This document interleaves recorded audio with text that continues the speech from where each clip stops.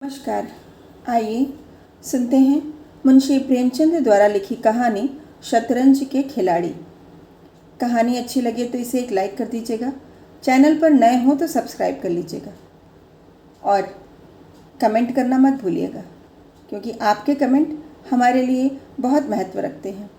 तो लीजिए, प्रस्तुत है शतरंज के खिलाड़ी, राखी पांडे की आवाज़ में। वाजिद अली शाह का समय था। लखनऊ विलासिता के रंग में डूबा हुआ था। छोटे बड़े, गरीब अमीर सभी विलासिता में डूबे हुए थे। कोई नृत्य और गान की मजलिस सजाता था तो कोई अफीम की पीनक ही में मजे लेता था। जीवन के प्रत्येक विभाग में आमोद प्रमोद का प्राधान्य था। शासन विभाग में, साहित्य क्षेत्र में, सामाजिक अवस्था में, कला कौशल में, उद्योग धंधों में, आहार व्यवहार में सर्वत्र विलासिता व्याप्त हो रही थी। राज कर्मचारी विषय वासना में, कविगण प्रेम और विरह के वर्णन में, कारीगर कलाबत्तू और चिकन बनाने में, व्यवसायी सुरमे, इत्र, मिस्सी और उबटन का रोजगार करने में लिप्त थे। सभी की आंखों में विलासिता का मद छाया हुआ था। संसार में क्या हो रहा है इसकी किसी को खबर न थी। बटेर लड़ रहे हैं, तीतरों की लड़ाई के लिए पाली बधी जा रही है।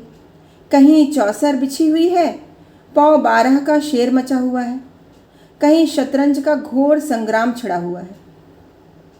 राजा से लेकर रंक तक इसी धुन में मस्त थे।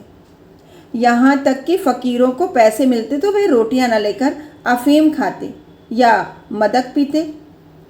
शतरंज, ताश, गंजीफा खेलने से बुद्धि तीव्र होती है, विचार शक्ति का विकास होता है, पेचीदा मसलों को सुलझाने की आदत पड़ती है। ये दलीलें जोरों के साथ पेश की जाती थीं। इसलिए अगर मिर्ज़ा सज्जाद अली और मीर रोशन अली अपना अधिकांश समय बुद्धि तीव्र करने में व्यतीत करते थे तो किसी विचारशील पुरुष को क्या आपत्ति हो सकती थी। दोनों के पास मौरूसी जागीरें थीं। जीविका की कोई चिंता न थी कि घर में बैठे चकौथियाँ करते थे। आखिर और करते ही क्या। प्रातःकाल दोनों मित्र नाश्ता करके बिसात बिछाकर बैठ जाते, मुहरे सज जाते और लड़ाई के दांव पेच होने लगते। फिर खबर न होती थी कि कब दोपहर हुई, कब तीसरा पहर, कब शाम। घर के भीतर से बार बार बुलावा आता कि खाना तैयार है। यहाँ से जवाब मिलता, चलो आते हैं। दस्तरख्वान बिछाओ। यहाँ तक कि बावर्ची विवश होके कमरे की ही में खाना रख जाता था और दोनों मित्र दोनों काम साथ साथ करते थे। मिर्ज़ा सज्जाद अली के घर में कोई बड़ा बूढ़ा न था, इसलिए उन्हीं के दीवान खाने में बाजियाँ होती थीं। मगर यह बात न थी मिर्ज़ा के घर के और लोग उनसे इस व्यवहार से खुश हों। घर वालों का तो कहना ही क्या, मोहल्ले वाले, घर के नौकर चाकर तक नित्य द्वेषपूर्ण टिप्पणियाँ किया करते थे। बड़ा मनहूस खेल है, घर को तबाह कर देता है, खुदा न करे किसी को इसकी चाट पड़े। आदमी दीन दुनिया किसी के काम का नहीं रहता, न घर का न घाट का। बुरा रोग है। यहाँ तक कि मिर्ज़ा की बेगम साहिबा को इससे इतना द्वेष था कि अवसर खोज खोज कर पति को लताड़ती थीं, पर उन्हें इसका अवसर मुश्किल से मिलता था। वह सोती रहती थीं तब तक बाजी बिछ जाती थी और रात को जब सो जाती थीं तब कहीं मिर्जा जी घर में आते थे। हाँ, नौकरों पर वह अपना गुस्सा उतारती रहती थी। क्या पान मांगे हैं, कह दो, आकर ले जाएं। खाने की फुर्सत नहीं है, ले जाकर खाना सिर पर पटक दो। खाएं चाहे कुत्ते को खिलाएं। पर रूबरू वह भी कुछ न कह सकती थी। उनको अपने पति से उतना मनालना था जितना मीर साहब से। उन्होंने उनका नाम मीर बिगाड़ू रख छोड़ा था। शायद मिर्ज़ा जी अपनी सफाई देने के लिए सारा इल्ज़ाम मीर साहब ही के सर पर थोप देते थे। एक दिन बेगम साहबा के सिर में दर्द होने लगा। उन्होंने लौंडी से कहा, जाकर मिर्ज़ा साहब को बुला लो, किसी हकीम के यहाँ से दवा लाएं, दौड़ जल्दी कर। लौंडी गई तो मिर्ज़ा जी ने कहा, चल अभी आते हैं। बेगम साहबा का मिजाज गर्म था। इतनी ताब कहाँ के कि उनके सिर में दर्द हो और पति शतरंज खेलता रहे। चेहरा सुर्ख हो गया। लौंडी से कहा, जाकर कह अभी चलिए, नहीं तो वह आप ही हकीम के यहाँ चली जाएंगी। मिर्जा जी बड़ी दिलचस्प बाजी खेल रहे थे। 2 ही किश्तों में मीर साहब की मात हुई जाती थी। झुंझलाकर बोले, क्या ऐसा दम लबों पर है, ज़रा सब्र नहीं होता? मीर, अरे तो जाकर सुन ही आइए ना, औरतें नाजुक मिजाज होती ही हैं। मिर्जा, जी हाँ, चला क्यों न जाऊँ, 2 किश्तों में आपकी मात होती है। मीर, जनाब इस भरोसे न रहिएगा, वह चाल सोची है कि आपके मुहरे धरे रहें और मात हो जाए। पर जाइए सुनाइए, क्यों खामखा उनका दिल दुखाइएगा। मिर्जा, इस बात पर मात ही करके जाऊंगा। मीर, मैं खेलूंगा ही नहीं, आप जाकर सुनाइए। मिर्जा, अरे यार जाना पड़ेगा हकीम के यहाँ, सिर दर्द खाक नहीं है, मुझे परेशान करने का बहाना है। मीर, कुछ भी हो उनकी खातिर तो करना ही पड़ेगा। मिर्जा, अच्छा एक चाल और चल लूँ। मीर, हरगिज़ नहीं, जब तक आप सुन ना आएंगे मैं मुहरे में हाथ ही न लगाऊंगा। मिर्जा साहब मजबूर होकर अंदर गए तो बेगम साहब ने त्योरियां बदलकर लेकिन कहारते हुए कहा, तुम्हें निगोड़ी शतरंज इतनी प्यारी है, चाहे कोई मर ही जाए पर उठने का नाम नहीं लेती। नौज कोई तुम जैसा आदमी हो। मिर्जा, क्या कहूँ, मीर साहब मानते ही न थे, बड़ी मुश्किल से पीछा छुड़ा कर आया हूँ। बेगम, क्या जैसे वह खुद निखट्टू हैं वैसे ही सबको समझते हैं? उनके भी तो बाल बच्चे हैं, या सबका सफाया कर डाला। मिर्जा, बड़ा लती आदमी है, जब आ जाता है तब मजबूर होकर मुझे भी खेलना पड़ता है। बेगम, दुत्कार क्यों नहीं देते? मिर्ज़ा, बराबर के आदमी हैं, उम्र में दर्जे में मुझसे 2 अंगुल ऊंचे, मुलाहिजा करना ही पड़ता है। बेगम, तो मैं ही दुत्कारे आती हूँ। नाराज़ हो जाएंगे, हो जाएं, कौन किसी की रोटियां चला देता है। रानी रूठेंगी, अपना सुहाग लेंगी। हरिया, जा बाहर से शतरंज उठा ला, मीर साहब से कहना मियाँ अब न खेलेंगे, आप तशरीफ़ ले जाइए। मिर्ज़ा, हाँ हाँ, कहीं ऐसा गजब भी ना करना, जलील करना चाहती हो क्या?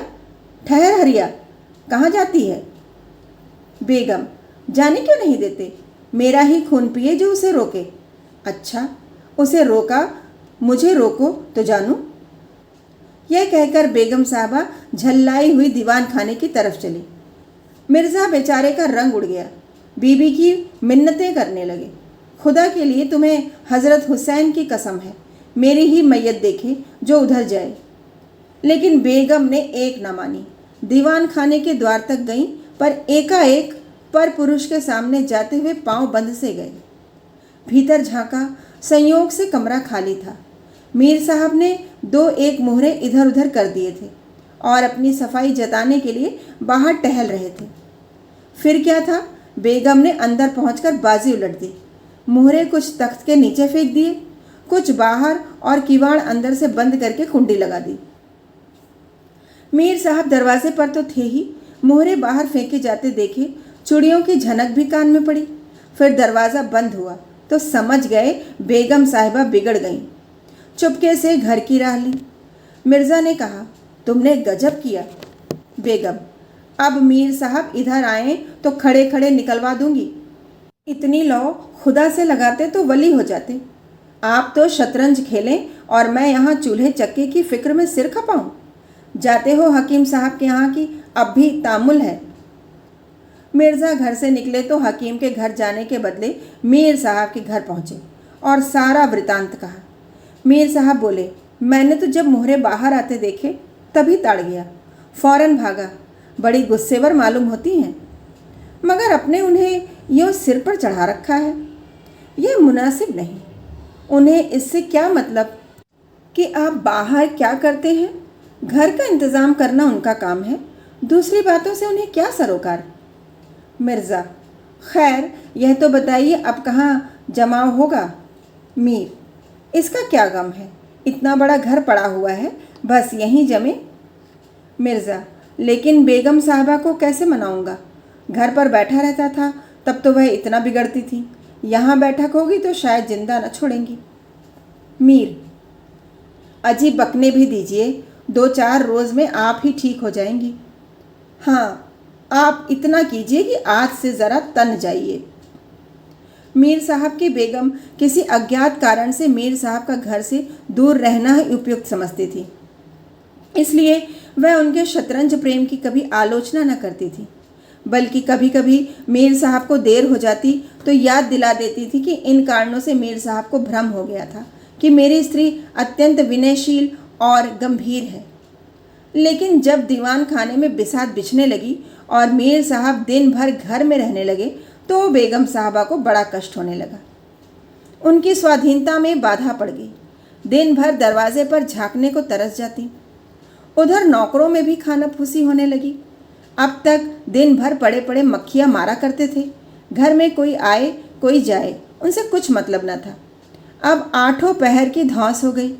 पान लाने का हुक्म होता, कभी मिठाई का, और हुक्का तो किसी प्रेमी के हृदय की भांति नित्य जलता ही रहता था।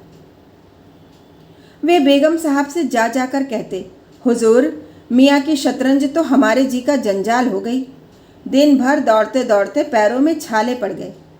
यह भी कोई खेल कि सुबह को बैठो तो शाम कर दी। घड़ी आध घड़ी दिल बहलाव के लिए खेल खेलना बहुत है। खैर, हमें तो कोई शिकायत नहीं, हुजूर के गुलाम हैं, जो हुक्म होगा बजा ही लाएंगे। मगर यह खेल मनहूस है, इसका खेलने वाला कभी पनपता नहीं। घर पर कोई ना कोई आफत ज़रूर आती है। यहाँ तक कि एक के पीछे महल्ले के महल्ले तबाह होते देखे गए हैं। सारे मोहल्ले में यही चर्चा रहती है। हुजूर का नमक खाते हैं, अपने आका की बुराई सुन सुनकर रंज होता है। मगर क्या करें। इस पर बेगम साहबा कहती हैं, मैं तो खुद ही इसको पसंद नहीं करती, पर वह किसी की सुनते ही नहीं, क्या किया जाए। मोहल्ले में भी दो चार पुराने जमाने के लोग थे, आपस में भांति भांति की अमंगल कल्पनाएं करने लगी। अब खैरियत नहीं, जब हमारे रईसों का यह हाल है तो मुल्क का खुदा ही हाफिज है। यह बदशाहत शतरंज के हाथों तबाह होगी। आसार बुरे हैं। राज्य में हाहाकार मचा हुआ था। प्रजा दिन दहाड़े लूटी जाती थी। कोई फरियाद सुनने वाला न था। देहातों की सारी दौलत लखनऊ में खिंची आती थी और वह वैश्याओं में, भाड़ों में और विलासता के अन्य अंगों की पूर्ति में उड़ जाती थी। अंग्रेज कंपनी का ऋण दिन दिन बढ़ता जाता था। कमलें दिन दिन भीग कर भारी होती जाती थी। देश में सुव्यवस्था न होने के कारण वार्षिक कर भी वसूल न होता था। रेजिडेंट बार बार चेतावनी देता था, पर यहाँ तो लोग विलासता के नशे में चूर थे। किसी के कानों पर जूं न रेंगती थी। खैर, मीर साहब के दीवान खाने में शतरंज होते कई महीने गुजर गए। नए नए नक्शे हल किए जाते, नए नए किले बनाए जाते, नित्य नई व्यूह रचना होती। कभी कभी खेलते खेलते झौड़ हो जाती तो तू मैं तक नौबत आ जाती, पर शीघ्र ही दोनों मित्रों में मेल हो जाता। कभी कभी ऐसा भी होता कि बाजी उठा दी जाती।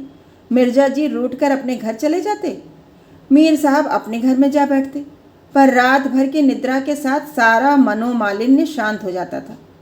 प्रातःकाल दोनों मित्र दीवान खाने में आ पहुँचते थे। एक दिन दोनों मित्र बैठे हुए शतरंज की दलदल में गोते खा रहे थे कि इतने में घोड़े पर सवार एक बादशाही फौज का अफसर मीर साहब का नाम पूछता हुआ आ पहुंचा। मीर साहब के होश उड़ गए। यह क्या बला सिर पर आई? यह तलबी किस लिए हुई है? अब खैरियत नहीं नजर आती। घर के दरवाजे बंद कर लिए। नौकरों से बोले, कह दो घर में नहीं है। सवार, घर में नहीं तो कहाँ है? नौकर, यह मैं नहीं जानता, क्या काम है? सवार, काम तुझे क्या बताऊंगा, हुजूर में तलबी है। शायद फौज के लिए कुछ सिपाही मांगे गए हैं। जागीरदार हैं कि दिल लगी। मोर्चे पर जाना पड़ेगा तो आटे दाल का भाव मालूम हो जाएगा। नौकर, अच्छा तो जाइए, कह दिया जाएगा। सवार, कहने की बात नहीं है, मैं कल खुद आऊँगा, साथ ले जाने का हुक्म हुआ है। सवार चला गया। मीर साहब की आत्मा कांप उठी। मिर्जा जी से बोले, कहिए जनाब, अब क्या होगा? मिर्जा, बड़ी मुसीबत है, कहीं मेरी तलबी भी ना हो। मीर, कमबख्त कल फिर आने को कह गया है। मिर्जा, आफत है और क्या, कहीं मोर्चे पर जाना पड़ा तो बेमौत मरे। मीर, बस यही एक तदबीर है कि घर पर मिलो ही नहीं। कल से गोमती पर कहीं वीराने में नक्शा जमे, वहाँ किसे खबर होगी। हजरत आकर आप लौट जाएंगे। मिर्ज़ा, वल्लाह आपको खूब सूझी, इसके सिवाय और कोई तदबीर भी नहीं है। इधर मीर साहब की बेगम उस सवार से कह रही थी, तुमने खूब धता बताया।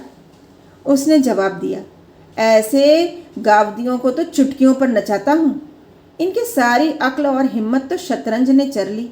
अब भूल कर भी घर पर न रहेंगे। दूसरे दिन से दोनों मित्र मुंह अंधेर घर से निकल खड़े होते।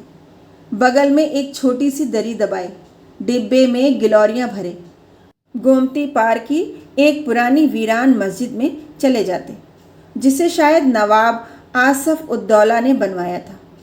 रास्ते में तंबाकू, चिलम और मदरिया ले लेते और मस्जिद में पहुंच दरी बिछा हुक्का भरकर शतरंज खेलने बैठ जाते थे। फिर उन्हें दीन दुनिया की फिक्र न रहती थी। किश्त, शाह आदि दो एक शब्दों के सिवा उनके मुंह से और कोई वाक्य नहीं निकलता था। कोई योगी भी समाधि में इतना एकाग्र न होता होगा। दोपहर को जब भूख मालूम होती तो दोनों मित्र किसी नान बाई की दुकान पर जाकर खाना खाते और एक चिलम हुक्का पीकर फिर संग्राम क्षेत्र में डट जाते। कभी कभी तो उन्हें भोजन की भी ख्याल न रहता था। इधर देश की राजनीतिक दशा भयंकर होती जा रही थी। कंपनी की फौजें लखनऊ की तरफ बढ़ी चली आती थीं। शहर में हलचल मची हुई थी।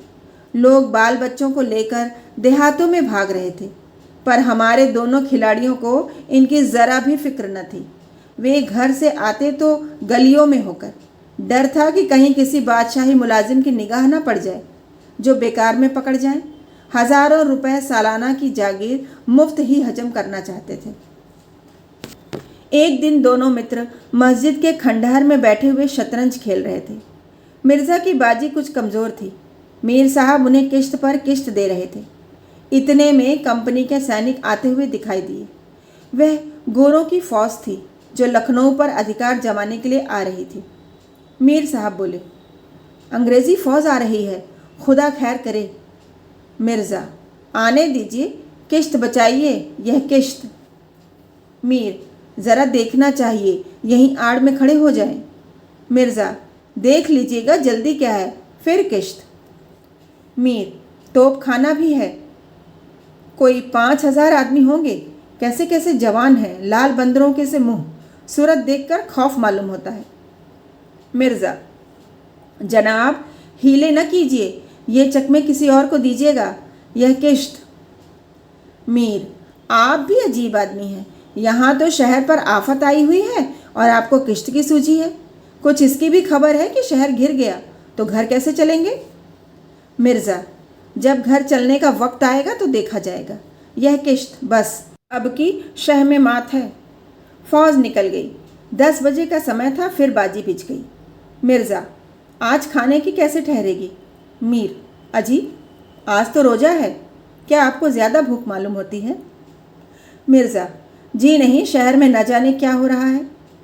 मीर, शहर में कुछ न हो रहा होगा, लोग खाना खाकर आराम से सो रहे होंगे। हुजूर नवाब साहब भी ऐशगाह में होंगे। दोनों सज्जन फिर जो खेलने बैठे तो 3 बज गए। अब की मिर्ज़ा जी की बाजी कमज़ोर थी। 4 का गज़र बज ही रहा था कि फ़ौज की वापसी की आहट मिली। नवाब वाजिद अली पकड़ लिए गए थे और सेना उन्हें किसी अज्ञात स्थान के लिए ले जा रही थी।